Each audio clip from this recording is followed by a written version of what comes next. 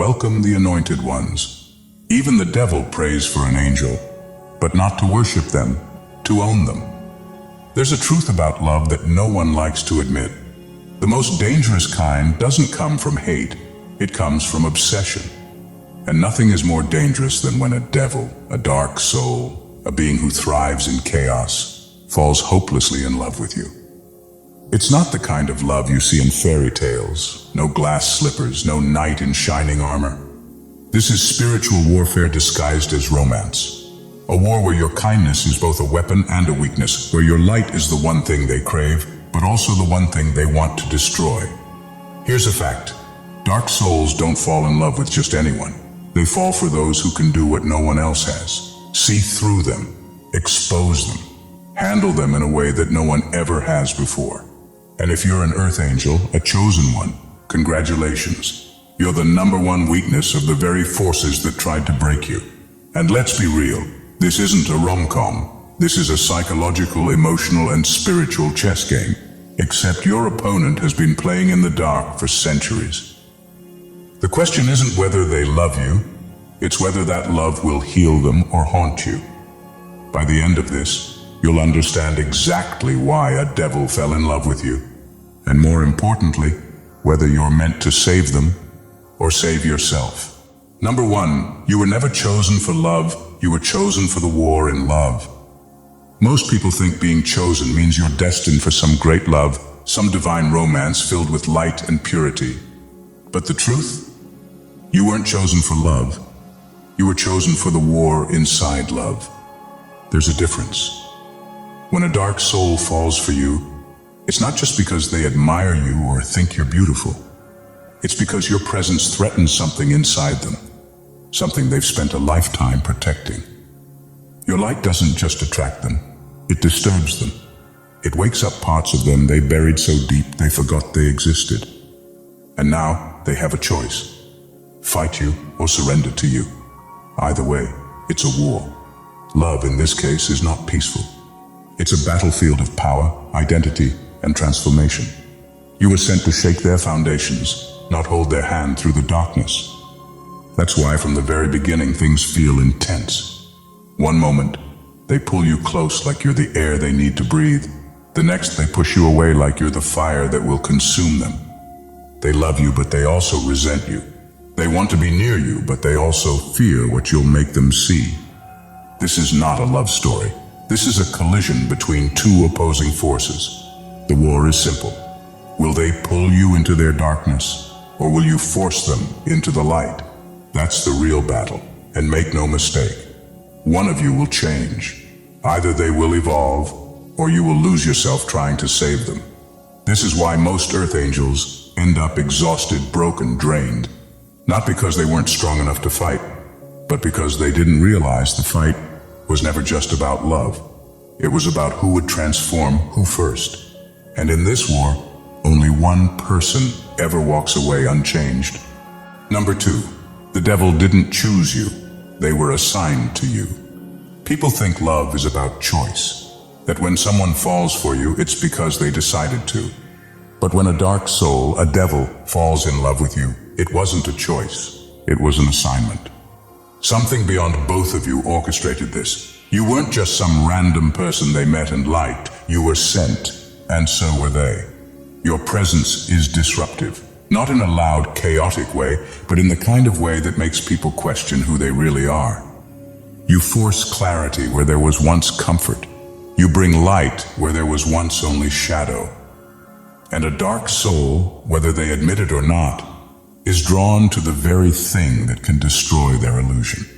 That's why they can't ignore you. That's why, no matter how much they try, they keep coming back to you. It's not just love, it's something deeper, something unsettling.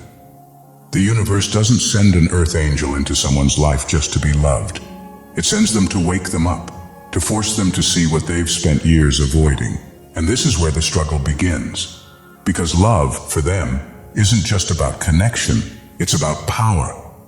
They can feel the shift happening inside themselves, and it terrifies them.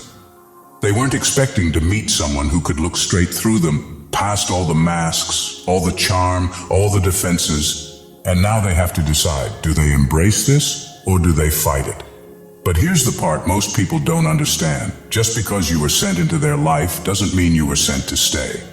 Some assignments are temporary. Some wake-up calls aren't meant to turn into lifelong love stories. And if you mistake your purpose, you'll end up trapped, trying to fix someone who was never ready to be saved. That's the danger of being chosen. You weren't just chosen for them. They were also chosen for you, to teach you when to let go. Number 3, their love is not romantic, it's predatory. When a dark soul falls in love with you, it's not the kind of love you dream about. It's not gentle, healing, or warm. It's intense, consuming, and dangerous. Not because they want to love you, but because they want to possess you. There's a difference. Their love isn't about connection. It's about control. It's about who holds the power.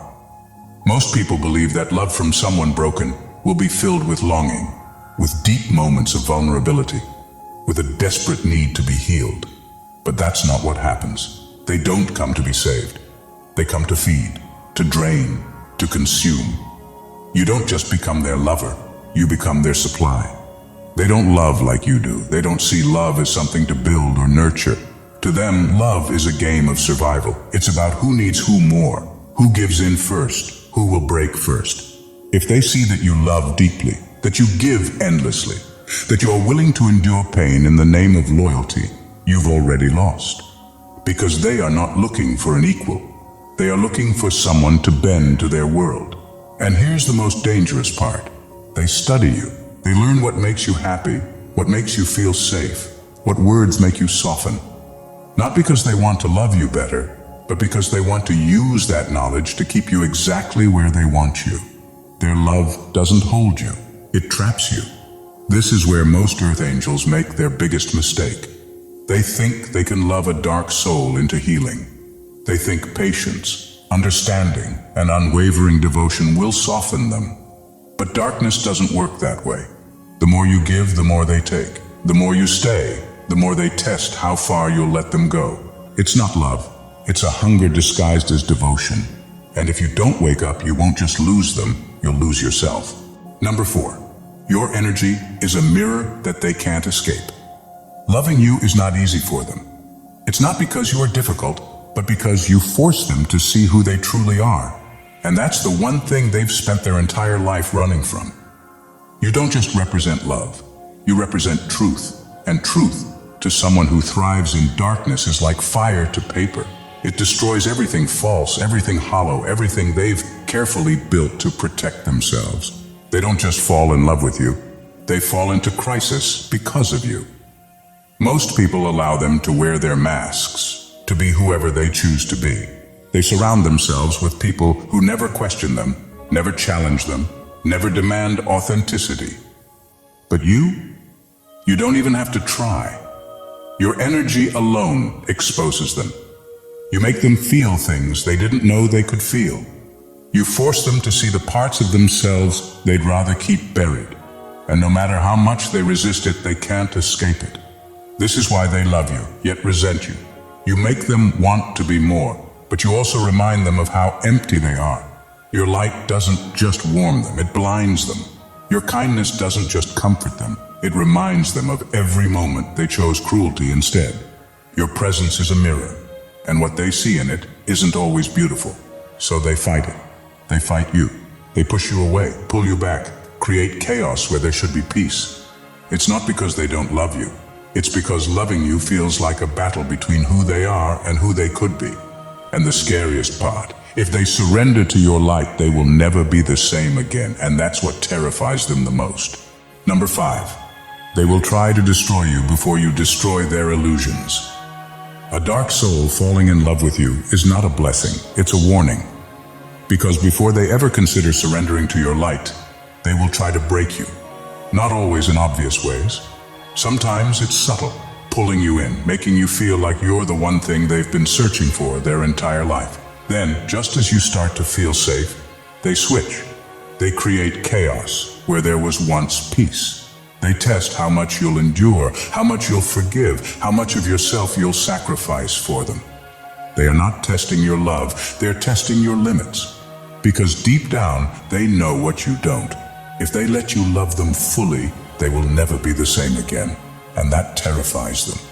To fully accept your love means they must destroy the version of themselves they've clung to for years.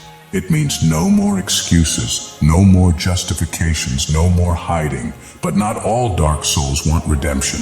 Some just want validation that they are unchangeable, that no matter how much love they receive, they will remain the same. And that's where you come in. If they can break you, it proves they were right all along. It proves that light is just as fragile as darkness. That love isn't enough, that they were never meant to be saved. They will try to make you the proof that no one can handle them. This is the real battle. Not between love and hate, but between transformation and destruction. The question is never can they change. It's do they want to? And if the answer is no, then your role was never to save them.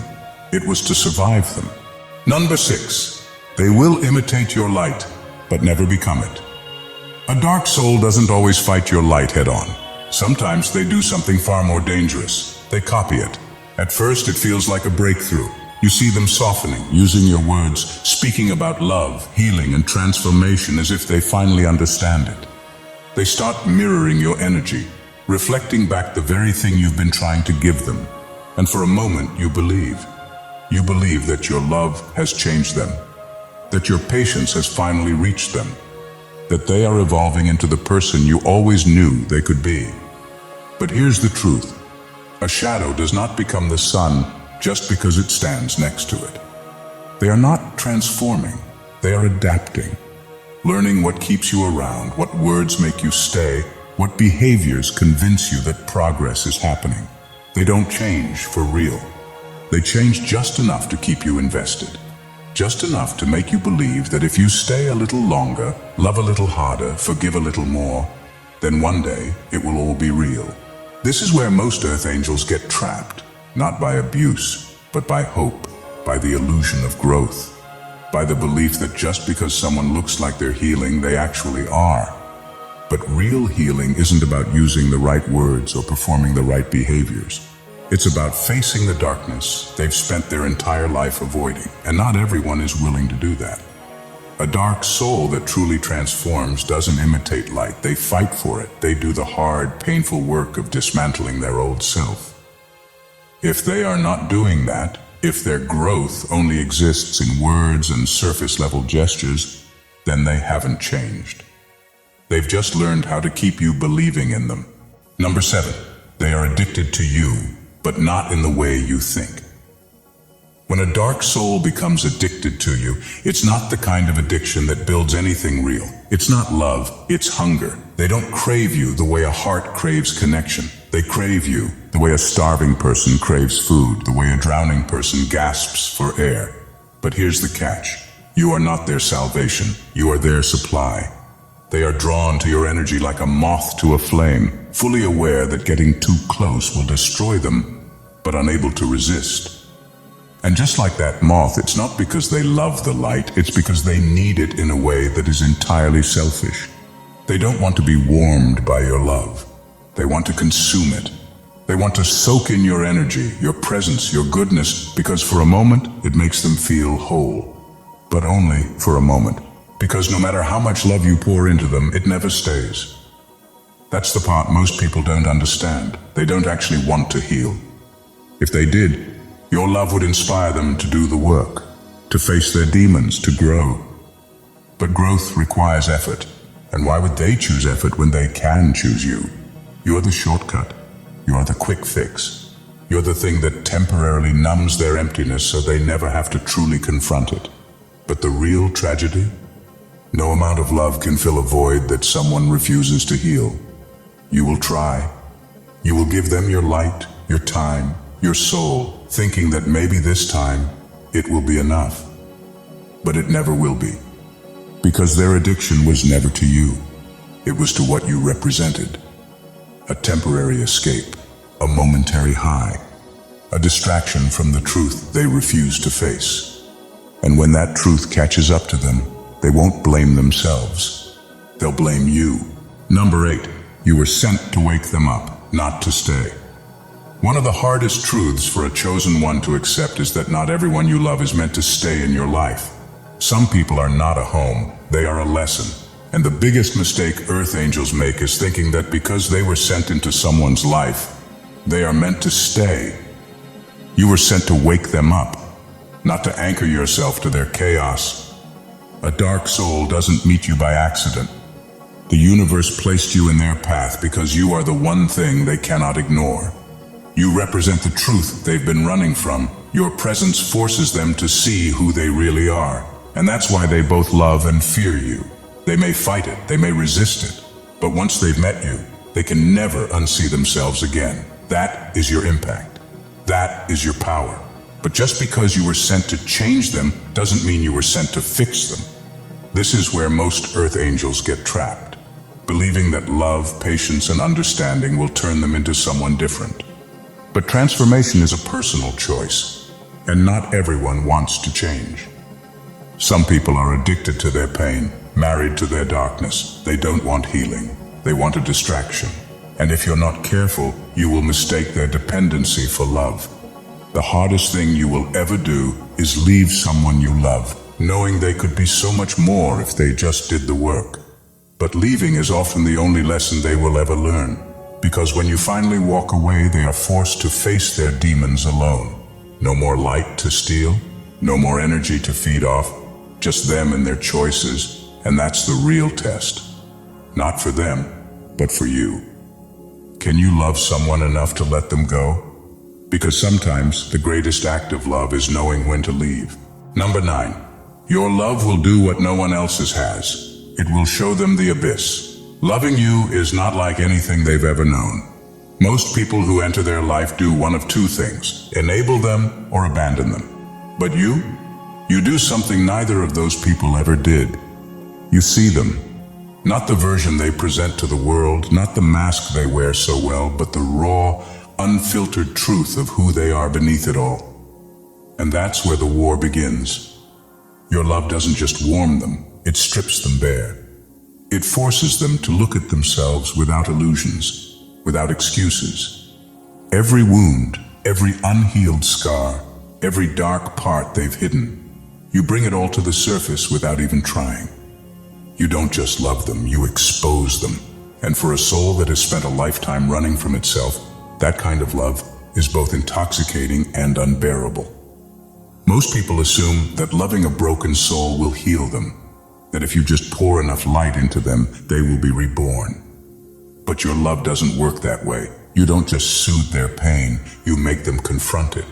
You make them realize just how deep their emptiness runs, just how hollow they've been all along. And that is why they both love and hate you. You are not just their greatest desire, you are their greatest threat. This is why they push and pull. Why one moment they cling to you like you're the only thing keeping them alive, and the next, they push you away as if you're the enemy.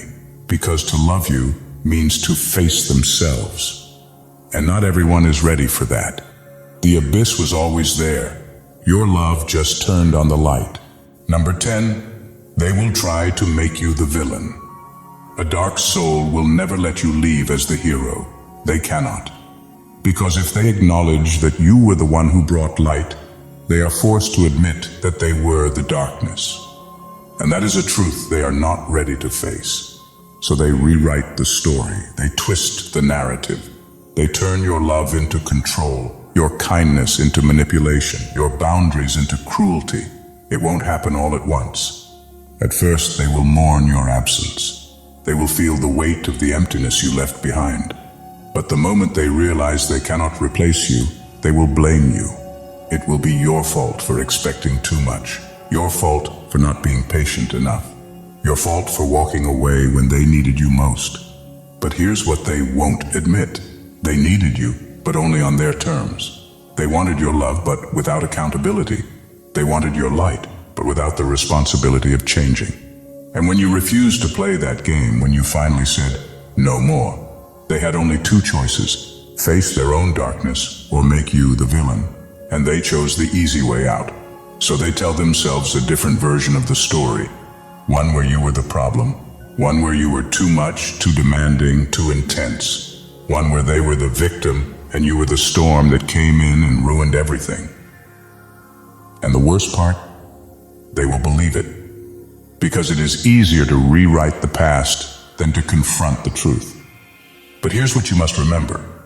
The real ones will see through it. The truth doesn't need to scream. It always reveals itself in time. And while they are busy spinning lies to make themselves feel better, you are free. And that is something they will never be. Number 11, they want your power more than your love. When a dark soul is drawn to you, it's not just about love, it's about power. They see something in you that they do not have, something that cannot be faked, bought, or stolen. You carry a force within you that naturally influences everything around you. And they want it, not to honor it, not to nurture it, but to absorb it. They are not just in love with you, they are in love with what you represent, your strength, your energy, the way people gravitate toward you without you even trying, the way you move through the world with purpose, with light, with something they have never been able to cultivate on their own. They want to feel that power, even if only by standing close to it. But here's the dangerous part. They don't want to build that power within themselves. They don't want to heal, grow, or transform in a way that makes them truly powerful. They want the shortcut. They want to feed off of you, to drain you, to keep you close just enough to soak in your essence without ever doing the work to develop their own. This is why they will try to control you. Not in an obvious way at first, but in the subtle ways that make you doubt yourself. They will chip away at your confidence. They will make you question your intuition. They will create chaos where there was once clarity. Why? Because your power threatens them. And if they can't steal it, they will try to weaken it. A dark soul doesn't just want love, they want dominion. And when they realize they can never truly own what makes you special, they will do the next best thing. They will try to destroy it. Because if they can't have it, they don't want you to have it either. But what they always forget is this. True power cannot be stolen. It cannot be drained. And the moment you walk away, they are left with nothing but their own emptiness. Number 12. They will resent you for saving them. Saving a dark soul isn't the fairy tale people think it is. It's not a moment of gratitude where they fall to their knees and thank you for pulling them out of the abyss. It's war. A war between who they were and who they are becoming. And you are the one who lit the match that set their old self on fire. You didn't just love them, you dismantled them. You ripped away their illusions, their excuses, the carefully crafted identity that allowed them to survive in darkness for so long. You forced them to face themselves, and while a part of them may love you for it, another part will never forgive you. Because transformation is not gentle, it is death. The death of who they were, the death of their comfort, the death of the lies they told themselves to justify their pain. This is why they pull away, even after you've given them everything. Why they turn cold, distant, even cruel, just when you think they've finally changed. Because deep down, they blame you for making them feel things they never wanted to feel. They resent you for waking them up from a sleep they weren't ready to leave. Most people believe that healing leads to love, that once a person is saved, they will run into the arms of the one who saved them. But for a dark soul, healing feels like betrayal. You took away their ability to hide. You made them care. You forced them to acknowledge that they were always capable of more. And that means every excuse they ever made, every reason they clung to their darkness was a lie. And so instead of thanking you, they push you away. Not because they don't love you, but because loving you changed them. And some wounds, even the ones that heal, still leave scars. Number 13, you cannot save someone who enjoys their chains.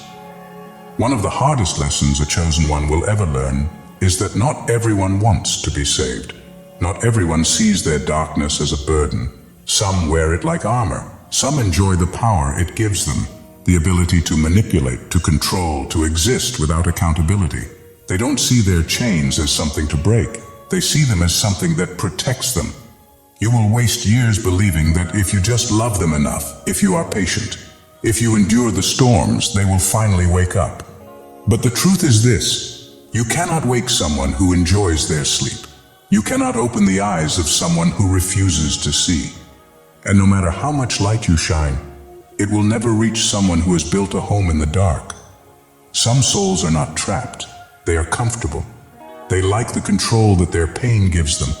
They like the way they can twist situations to make themselves the victim, how they can draw people in with sob stories but never take real steps to heal.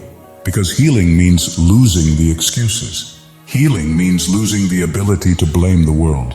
And not everyone is ready for that. This is where an earth angel's greatest test comes in. Knowing when to stop. Knowing when to stop bleeding for someone who will never heal. Knowing when to stop pouring love into a cup with a hole in the bottom.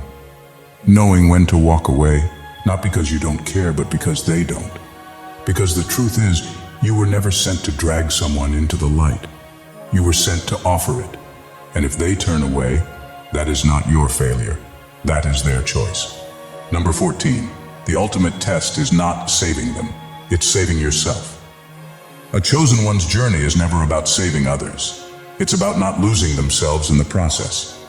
The greatest mistake an earth angel makes is believing that their love alone can pull someone out of the abyss. That if they just hold on long enough, fight hard enough, pour in enough light, the darkness will break. But here's the truth. Some people don't want to be saved. Some people thrive in the dark. And the real test is not whether you can bring them into the light. It's whether you can walk away before their darkness consumes you too. It starts small. You make excuses for them, justify their pain, believe that their cruelty is just a wound that hasn't healed yet. You start sacrificing parts of yourself, your peace, your energy, your happiness, believing that if you just give a little more, they'll finally change, but they don't. And instead of realizing that they choose to stay in the dark, you start believing that maybe the problem is you. Maybe you weren't enough. Maybe if you loved harder, endured longer, things would be different. But that's the trap. Losing yourself in the name of saving someone else is not love. It's self-destruction. And the real test for a chosen one is knowing when to walk away. Not because you don't care, not because you've given up, but because you finally understand that their healing is not your responsibility. They have to want it. They have to fight for it. They have to save themselves. And the most painful lesson of all, sometimes the best way to love someone is to let them face their demons alone. To let them reach their breaking point. To let them sit in the emptiness they tried to fill with your light. Because only then, when there is nothing left to distract them, nothing left to blame, do they finally have to confront themselves. So the real question is not whether you can save them, it's whether you will save yourself. At the end of it all, the greatest revelation is this. You were never sent to lose yourself in someone else's battle.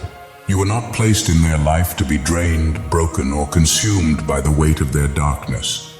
You were sent as a light, but not as a sacrifice.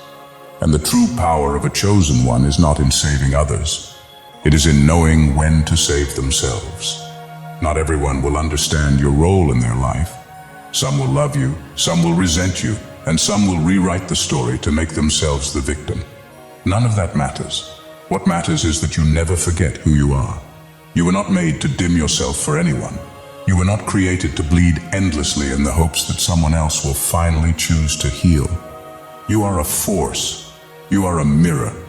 You are a wake-up call that not everyone will appreciate, but that does not make your purpose any less divine.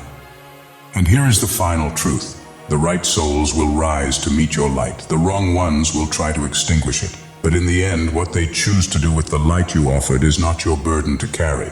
Some will transform, some will remain unchanged, and some will curse the day they met you, because you made them see themselves. But whether they thank you, hate you, or never truly understand you, you must keep going. Because your journey was never about them. It was about you, your growth, your wisdom, your power. So walk away when you must. Let go when it's time, and never ever forget. The chosen ones are not meant to be caged by the ones they were sent to wake up. They are meant to rise. If this message resonated with you, if something in your soul felt seen, understood, or awakened, then this is just the beginning. There is so much more to uncover, so much more truth to reveal. So before you go, make sure to subscribe to the channel. Turn on those notifications so you never miss what's coming next. Like this video if it spoke to you, and drop a comment below. Share your thoughts, your experiences, or even just a simple, "I needed this." Because trust me, you are not alone. And if you know someone who needs to hear this, share it. You never know whose life you might change with a single message. This is not just a channel, it's a movement. And you're meant to be part of it. Stay tuned, stay powerful, and remember, the chosen never walk alone.